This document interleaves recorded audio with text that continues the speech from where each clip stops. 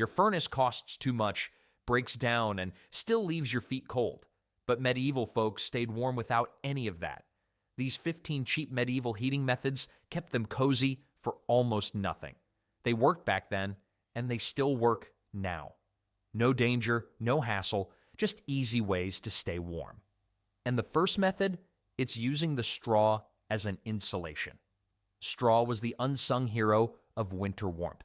Before fancy fiberglass insulation or spray foam, people turned to what they had in abundance: leftover plant parts. Medieval builders stuffed straw between wooden wall frames, under floorboards, and inside roof spaces. The trapped air inside each straw stem worked like tiny pockets of insulation. Basically, the more air pockets, the warmer the space. You could say medieval houses were strawsome at keeping in heat. The method was surprisingly effective. Tests done on rebuilt medieval-style houses show that straw-packed walls could reduce heat loss by 30% compared to plain wooden walls. That difference meant survival during harsh winters. Not just for walls, straw found its way into people's clothes too. Poorer folk would stuff straw inside their outfits for extra warmth. Medieval fashion tip: nothing says winter ready like looking like a scarecrow, but feeling toasty warm. Some clever homeowners packed straw between 2 layers of cloth to make mattresses and seat cushions that insulated from below. This method kept the cold floor chill from seeping up through benches and beds. Replacing damp or rotted straw became a regular autumn chore. Before fall, cleaning meant pumpkin spice and sweaters. It meant, quick, stuff the walls before we freeze. While straw kept medieval folks insulated, it wasn't their only crafty solution for staying warm. What do you get when you combine fashion with function? The medieval approach to staying warm. People back then figured out something brilliant. Why heat the whole room when you can just heat yourself? Unlike modern times, where we expect rooms to stay at perfect temperatures, medieval folks focused on warming their bodies directly. Layers were the key. They started with linen undergarments that trapped body heat close to the skin. Next came wool tunics and leggings, followed by heavy outer garments made from thick felted wool or fur. Sheep were medieval heating superstars. One sheep could provide enough wool for a garment that kept its wearer warm even in freezing temperatures. Tests on recreated medieval wool cloaks show they can maintain warmth even when wet, a crucial feature in rainy, cold regions. Fur-lined cloaks weren't just for the wealthy. Common people used sheepskin, rabbit fur, or whatever local animals provided. The original going green wasn't recycling. It was wearing your dinner after you ate it. Gloves were often connected by strings that ran through sleeves to prevent loss. The medieval version of the mitten clips your mom made you wear in first grade. Losing a glove wasn't just inconvenient, it could mean frostbitten fingers in a world without emergency rooms. The most remarkable aspect? These clothing systems worked without electricity or fuel. While we panic when the power goes out, medieval people just grabbed another layer and carried on with their day. These wearable solutions kept people warm at night too, but sometimes you needed a little extra help getting those sheets toasty. Enter the bed warmer, a contraption that was part ingenious heating device, part potential fire hazard.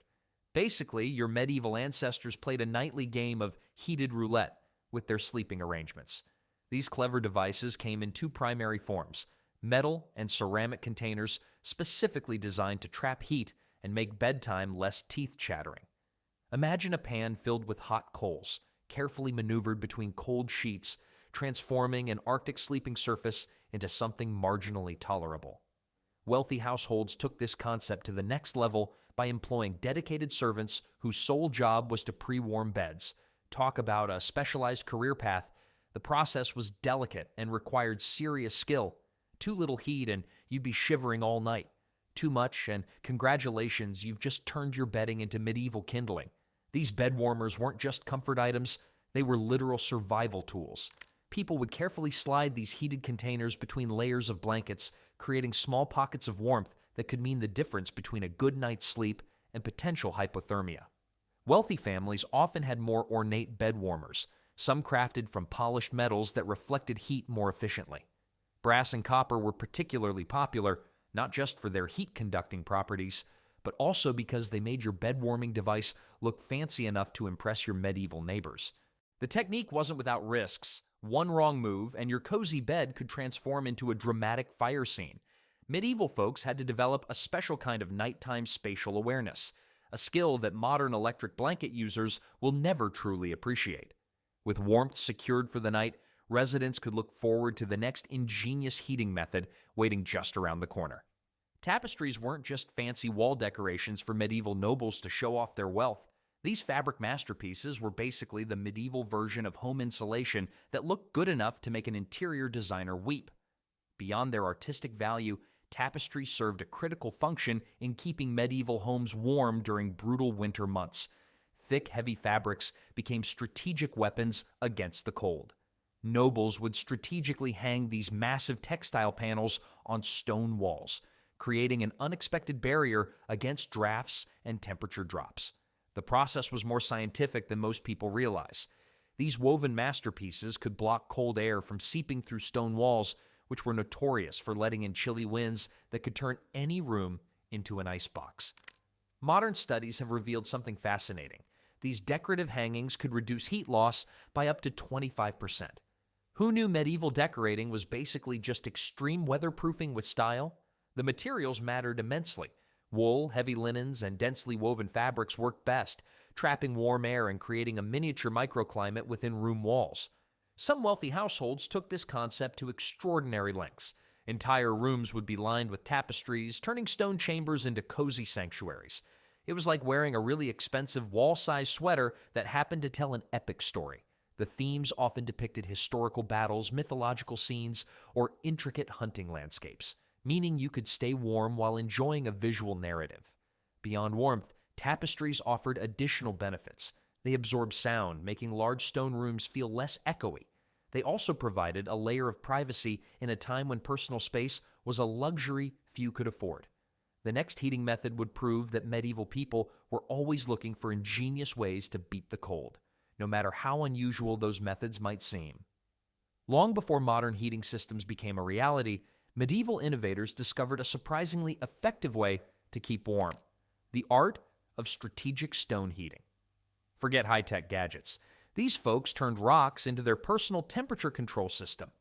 While wealthy Romans had advanced Hipparcos systems, medieval people developed their own clever heating hack that was both simple and brilliant. The technique was straightforward yet ingenious. Large stones would be carefully positioned near roaring fires, absorbing heat like natural sponges. Once sufficiently warmed, these stones transformed into portable heating units that could be strategically moved to critical areas like beds or seating spaces. It was basically the medieval equivalent of a space heater, minus the risk of blowing a fuse or causing an electrical fire. Temperature management was a serious survival skill during winter months.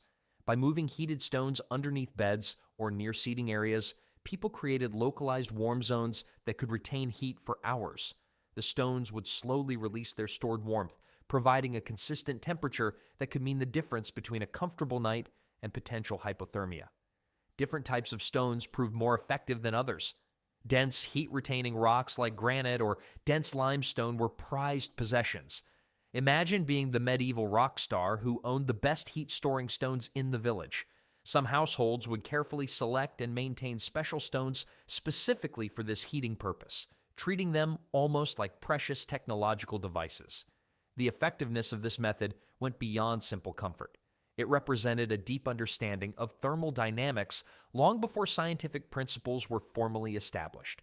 People learned through generations of practical experience how to maximize heat retention and distribution. Medieval people had another heating method that is an even more central source of warmth that would become the heart of medieval home heating. The heart of medieval home life beat within its fireplaces. These weren't just decorative features. They were survival necessities that transformed freezing homes into livable spaces. Open hearths started as simple fire pits in the center of one-room homes, smoke escaping through roof holes. Later designs moved fireplaces against walls with proper chimneys that revolutionized indoor heating.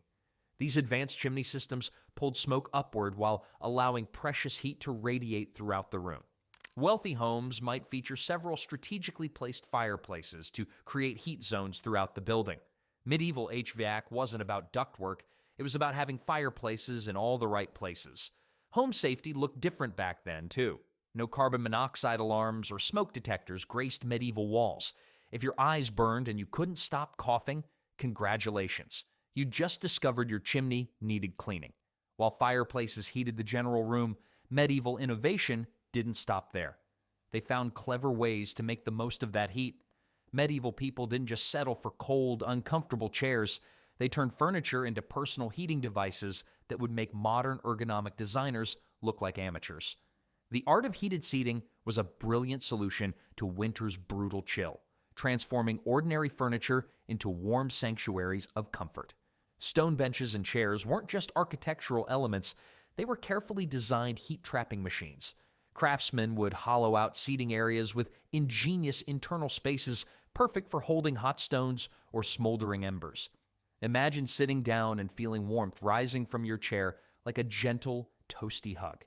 These weren't just seats, they were thermal technology disguised as furniture. The design was remarkably sophisticated. Strategically positioned near fireplaces, these seats would absorb and retain heat for hours. Some wealthy households developed incredibly complex seating arrangements. Wooden chairs would have hidden compartments lined with metal, allowing heat to circulate and warm the sitter from below. It was like having a built-in heated car seat, but centuries before cars even existed. Different materials played crucial roles in heat retention. Stone absorbed heat slowly, but released it consistently, making it a perfect material for long-lasting warmth. Wooden seats with metal linings could distribute heat more quickly, providing almost immediate comfort. Some designs incorporated multiple layers of materials to maximize heat transfer and retention. The practical benefits went beyond mere comfort. In a time when staying warm could mean survival, these heated seats provided more than luxury. They were a critical tool for maintaining body temperature during freezing winters. People could work, eat, and socialize without the constant distraction of bone-chilling cold. The next heating method would reveal another ingenious way medieval folks kept their spirits and bodies warm. Medieval kitchens were more than just food preparation zones. They were strategic heating headquarters. These culinary spaces were basically the original multi-purpose room that did more than just keep your stomach full. The placement and design of kitchens were carefully thought out to maximize warmth throughout the entire living space. Large hearths burned continuously, serving double duty as both cooking fires and home heating systems. It was like having a personal radiator that happened to make delicious bread at the same time. Kitchens were intentionally constructed near living spaces, allowing heat to naturally flow through the home. Some medieval dwellings even adopted an open floor plan long before it became a modern interior design trend. The cooking process itself generated substantial heat. Baking bread was a particularly effective warming technique. Large stone ovens would radiate warmth for hours after the bread was removed, creating a natural heating system that kept rooms toasty. Slow cooking methods like stews and roasts meant fires remained lit for extended periods, providing consistent background heat. Different cooking techniques contributed to home warming. Bread baking created intense heat that spread quickly through living spaces. Roasting meats over open fires generated consistent warmth. Medieval cooks were basically heating engineers who happened to make amazing food. The placement of cooking areas became a critical consideration in home design, with families strategically positioning their living spaces to capture maximum heat from the kitchen. The next heating method would reveal another ingenious way to chase away the winter chill. Livestock wasn't just about food production in medieval times. These animals were living, breathing heating systems. Who knew farm animals were basically the original space heaters with fur? In colder regions, the relationship between humans and animals went far beyond simple agricultural practicality. Some homes were deliberately constructed with attached barns, creating a genius heating strategy that would make modern energy engineers jealous. The body heat generated by cows, sheep, and pigs would slowly seep into living spaces, providing a consistent and natural warmth source. It was like having a bunch of furry, breathing radiators that occasionally produced milk and meat. Modern studies confirm that a single cow can generate enough body heat to significantly warm a small space. The placement of animal quarters was a carefully calculated decision. In castle designs, even specialized rooms like falconry spaces were strategically positioned near living quarters to maximize heat transfer. Larger animals like horses and cattle were particularly prized for their heat-generating capabilities. Their massive bodies could produce surprising amounts of warmth, creating microclimates within living spaces. Different animals contributed different levels of heat. Sheep, with their thick wool coats, were exceptional heat producers. Pigs, packed closely together, created dense heat zones. Imagine being a medieval farmer and realizing your livestock was doing double duty as both a food source and central heating system. The economic and survival benefits were immense. This wasn't just about comfort, it was a critical survival strategy. In regions with brutally cold winters, the heat from animals could mean the difference between survival and freezing. But the warmest heat source was much closer to home. The medieval family bed was far more than a quaint sleeping arrangement. It was a sophisticated survival strategy against winter's brutal cold. Forget privacy. In medieval times, personal space was about as useful as a chocolate teapot. Families didn't just share living spaces, they quite literally shared body heat in ways that would make modern personal space advocates shudder. Children, parents, and sometimes even guests would pile into a single sleeping area, creating a human heat ecosystem. Canopy beds weren't just fancy decorations, they were carefully engineered warming stations. Heavy curtains would trap body heat, creating a microclimate that could mean the difference between comfortable survival and freezing through the night. It was like a prehistoric version of a heated blanket, but with more snoring and potentially less hygiene. The layering strategy was an art form. Fur-lined bedrolls, multiple wool blankets, and strategic body positioning maximized heat retention.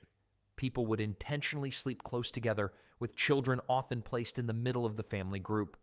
This wasn't just about comfort, it was a critical survival technique that had been perfected over generations. Different social classes had different approaches. Wealthy households might have multiple fur blankets and separate sleeping areas, while poorer families would literally create heat islands of human bodies. Imagine a medieval sleep strategy that was part survival technique, part human sardine can. The warmest spot was always negotiated with the intensity of a corporate boardroom meeting. Sleeping arrangements weren't just about individual comfort, they represented a collective approach to survival where body heat became a shared resource more valuable than any individual possession. A new warming strategy was about to brew. Quite literally, staying warm wasn't just about external heat. Medieval people understood the power of internal warming. Drinking hot liquids was basically medieval central heating for your body. Herbal teas, mulled wine, and heated milk weren't just beverages. They were critical survival tools against winter's brutal assault. Monks in cold monasteries perfected the art of continuous warm liquid consumption. These holy heat engineers turned sipping into a strategic survival technique. Hot broth became a lifeline, circulating warmth through the body more effectively than any external heating method. Scientific understanding wasn't necessary. Generations of practical experience had taught people that warm drinks did more than just taste good. Different liquids served different purposes. Herbal teas could provide medicinal benefits while warming the body. Mulled wine offered both alcohol's warming effect and a burst of spicy heat. It was like having a portable internal radiator that happened to taste delicious. The ritual of preparing and consuming these warm drinks became a crucial part of medieval winter survival strategies. Warmth was about to take on an entirely different dimension. Medieval people were masters of adapting to their environment, and their underground spaces proved just how clever they could be at staying warm. Cellars weren't just dark, damp storage rooms. They were strategic temperature sanctuaries that medieval inhabitants transformed into survival shelters during brutal winter months. Who needs central heating when you've got dirt as your personal thermal blanket? These subterranean spaces worked like natural thermoses, maintaining a remarkably consistent temperature throughout the year. Dug deep into the Earth's embrace, these underground chambers remain cooler in summer and warmer in winter, creating a microclimate that defied seasonal extremes. Imagine a medieval family huddled together in a cozy cellar, surrounded by stone walls that seem to whisper ancient warmth. In regions where winter temperatures plummeted to bone-chilling levels, these underground spaces became literal lifesavers. Some families would completely relocate their sleeping arrangements during the coldest snaps, trading their drafty upper rooms for the stable, insulating environment below ground. Talk about a basement upgrade before basements were even cool. This underground strategy wasn't just about survival. It was a testament to human ingenuity in working with natural environmental principles. As the next heating method would reveal, medieval people were always finding creative ways to stay warm. Medieval inhabitants weren't just surviving, They were strategic wind-fighting champions. Natural landscape features became their first line of defense against freezing gusts. Trees, hedges, and wooden fences weren't mere decorative elements, but critical thermal shields that transformed windswept landscapes into livable environments. Wind chill, more like wind kill, medieval edition. Architectural design played a crucial role in this wind-blocking symphony. Castles and homes were meticulously positioned to minimize exposure, using surrounding terrain as massive windbreaks. Stone walls weren't just defensive structures, they were thermal barriers that disrupted wind patterns and trapped precious warmth. Some settlements would strategically plant dense hedgerows or create intricate wooden fencing networks that broke wind currents before they could penetrate living spaces. Inside these structures, room dividers and screens became sophisticated climate control tools. By creating smaller, more compact spaces, medieval residents could concentrate heat and block drafts with remarkable efficiency. Their wind-blocking techniques would seamlessly connect to yet another ingenious heating method. It's the power of a packed room. Back in those drafty castles and timber homes, people didn't have the luxury of turning a dial when temperatures dropped. Instead, they packed rooms tighter than sardines in a barrel. When your neighbor's bad breath becomes your central heating, you definitely know you're in medieval times. The science behind this is simple. Each human body puts out roughly the same heat as a 100-watt light bulb. Get 20 people in a room, and suddenly you've got 2,000 watts of free heating. Talk about renewable energy that doesn't require a windmill. Castle Great Halls weren't just built massive to show off. They were designed to hold feasts where body heat created a natural furnace. Records from the 1300s mention that during winter gatherings, chambers could warm up by 7 to 8 degrees without a single log on the fire. Nothing says successful party like guests doubling as human radiators. Many homes featured a single room where the entire family cooked, ate, worked, and slept. Those quarters might have been cramped, but nobody complained about cold feet. Just about Uncle Edmund snoring. The next time you feel cold, just remember that medieval nobility solved their heating problems by inviting everyone they knew for dinner. Free heating and free food, medieval problems require medieval solutions. Speaking of keeping things warm, medieval people didn't just rely on each other's body heat. Medieval heating innovation reached its pinnacle with the brilliantly simple yet ingenious fire dogs and reflector technology. These weren't just random metal contraptions. They were the thermal equivalent of a heat distribution superhero. Medieval engineering, turning fireplaces from lazy heat wasters into efficiency machines. Metal firebacks and fire dogs transformed hearth dynamics by doing something remarkably clever. Positioned strategically behind fires, these metal marvels reflected heat outward instead of letting it escape uselessly up chimneys.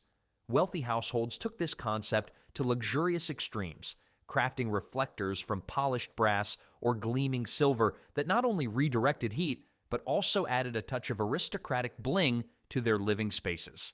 Cast iron became the working-class hero of fire reflection, providing an affordable yet effective solution for average households.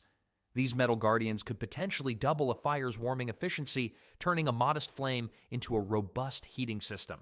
Medieval folks knew how to make a fire work harder than a corporate intern during budget season.